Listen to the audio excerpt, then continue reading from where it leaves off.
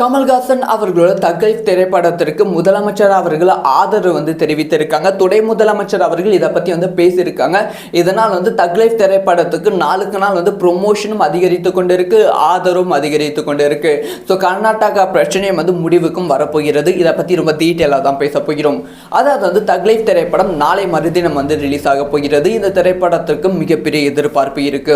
இந்த திரைப்படத்தோட ஒரு பெரிய பேன் இண்டியா திரைப்படமாக இந்த திரைப்படத்தை ஆக்கணும் அப்படி சொல்லி கமல்ஹாசன் சிம்பு அவர்கள் எங்கே போனாலும் ப்ரெஸ் மீட் கொடுக்கறது, எங்கே போனாலும் ஸ்பீச் பேசுறது, பல நிகழ்ச்சி நடத்துவதை வழக்கமாக தான் வச்சுட்டு இருக்காங்க. அந்த மாதிரி ஒரு நிகழ்ச்சியில் ஒரு விஷயத்தை கமல்ஹாசன் அவர்கள் பேசிடுறாங்க. ஸோ இந்த மாதிரி தமிழ்ல இருந்து தான் கன்னட மொழி பிரிந்தது அப்படிங்கிற விஷயத்தை ஓப்பனாக பேசிடுறாங்க. இது கன்னட மக்களுக்கும் கன்னட ரசிகர்களுக்கும் பெரும் கோபத்தை ஏற்படுத்தி இருக்கு. நீங்கள் எப்படி தமிழ்ல இருந்து கன்னட மொழி பிரியலாம் அப்படின்னு சொல்றீங்க? ஸோ உங்களுக்கு வரலாறு தெரியுமா? வரலாறு தெரியாமல் பேசாதீங்க அப்படி இப்படின்னு பல பிரச்சனைகள் வெடிக்கிறது. அந்த சமயத்தில் கன்னட சினிமா அமைப்பு தலைவர் ஒரு எச்சரிக்கை கொடுக்குறாங்க. இதுக்காக கமல்ஹாசன் அவர்கள் மன்னிப்பு கேட்க வேண்டும், இல்லைன்னா நாங்கள் தக்லைஃப் திரைப்படத்தை ரிலீஸ் பண்ண மாட்டோம் அப்படின்னு சொல்றாங்க. ஆனால் கமல்ஹாசன் கிட்ட இதை பற்றி கேட்கும்போது கமல்ஹாசன் அவர்கள் நான் எதுக்கு மன்னிப்பு கேட்கணும், நான் பேசின விஷயம் உண்மைதான், என் சைடுல இருந்து பார்த்தா உண்மைதான், உங்க சைடில் பார்த்தா தப்பா இருந்தால் அதுக்காக நான் மன்னிப்பு கேட்க முடியாது, நான் உண்மையாக தான் இருக்கேன் அப்படி சொல்லி கமல்ஹாசன் அவர்கள் ஓப்பனாக சொல்லிடுறாங்க. இதனால் இது ஒரு பெரிய சர்ச்சையாக வெடிக்குது. மீண்டுமே நாங்கள் உங்களுக்கு 48 மணி நேரம் டைம் தரோம், அதுக்குள்ளே நீங்கள் மன்னிப்பு கேளுங்க, அப்படி இல்லைனா உங்கள் திரைப்படத்தை நாங்கள் ரிலீஸ் பண்ண விட மாட்டோம் அப்படிங்கிற எச்சரிக்கையும் கொடுக்குறாங்க. தொடர்ந்து கமல்ஹாசன் அவர்கள் நான் எதுக்கு மன்னிப்பு கேட்கணும், மன்னிப்பு கேட்க முடியாது அப்படின்னு சொல்லி ரொம்ப திமிரா பேசிட்டு இருந்தாங்க. ஸோ இதனால் தக்லைஃப் திரைப்படத்துக்கு 25 கோடி லாஸ்ட் தான் ஆக போகிறது.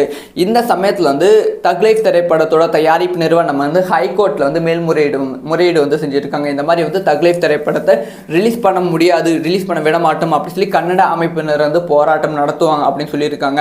ஸோ அதனால் இதுக்கான ஒரு சரியான உத்தரவு வேணும் அப்படின்னு சொல்லி உயர்நீதிமன்றத்தை நாடி இருக்காங்க.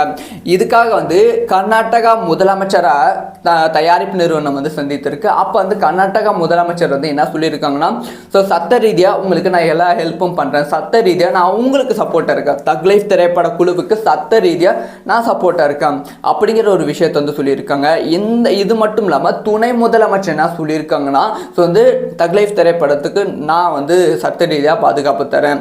ஸோ கன்னட மொழியை பற்றி பேச போகிறது நான் பேச மாட்டேன், ஏன்னா கன்னட மொழி வரலாறு எனக்கு தெரியாது அப்படி சொல்லி ஓப்பனாக சொல்லிடுறாங்க.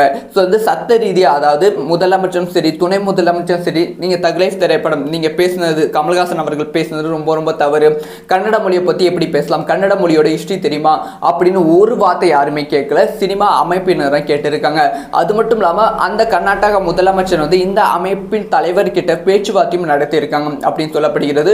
அதனால கர்நாடகாவில் தக்லைஃப் திரைப்படத்தை ப்ராப்பராக ரிலீஸ் பண்ணுறதுக்கான பிளான் போய்கொண்டு இருக்கு.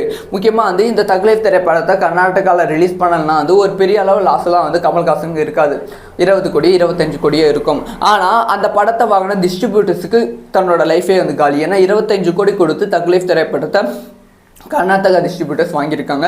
இப்போ கர்நாடகாவில் தக்லைஃப் திரைப்படம் ரிலீஸ் ஆகலைன்னா அந்த டிஸ்ட்ரிபியூட்டர்ஸோட லைஃபே காலி. இதெல்லாம் கருத்தில் கொண்டு தான் தக்லைஃப் திரைப்படத்துக்காக இந்த அளவுக்கு கமல்ஹாசன் அவர்கள் மூவ் கொடுத்து கொண்டு இருக்கிறார்கள். ஸோ நீங்கள் சொல்லுங்கள், தக்லைஃப் திரைப்படத்தை ப்ராப்பராக ரிலீஸ் பண்ணிட்டு போயிடலாம், ஒரு மன்னிப்பு தானே கேட்டு போயிடலாம் அப்படின்னு நினைக்கிறீங்களா? அப்படி இல்லைன்னா கமல்ஹாசன் செய்வது தான் கரெக்டு அப்படின்னு நினைக்கிறீங்களா? உங்களோட கமெண்ட்டை லீவ் பண்ணுங்கள்.